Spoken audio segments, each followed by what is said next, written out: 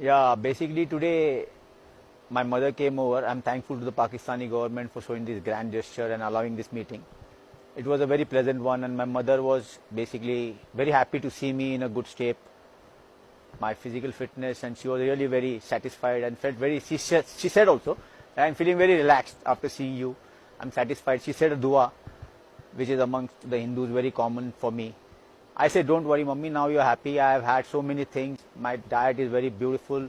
I've done a very good thing here, and they've taken care of me. They have not harmed me. They have not touched me. She believed once she saw me personally. But I have to say one thing very important here for the Indian public and the Indian crowd and the Indian government and the people in Navy, that my commission is not gone. I'm a commissioned officer of the Indian Navy, and my mother and my wife have been briefed very strongly.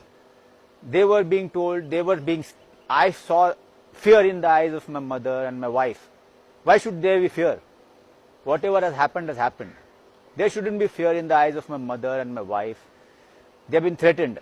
The Indian diplomat or the Indian person who had come along with my mother was shouting on my mother the moment she stepped out, or he was yelling at her. Had she been brought under threat here? This gesture was a positive gesture so that she feels happy, I feel happy. And there is the Indian diplomat or some person standing outside yelling at her. We in India and Pakistan are supposed to subsequently forget our enmity and go in a positive direction, or it is supposed to keep on hanging around and lingering around like this? Why my commission, and that I was working on an intelligence agency, is being denied, or what is the whole issue? Okay, I was doing a business, cover business, that's okay.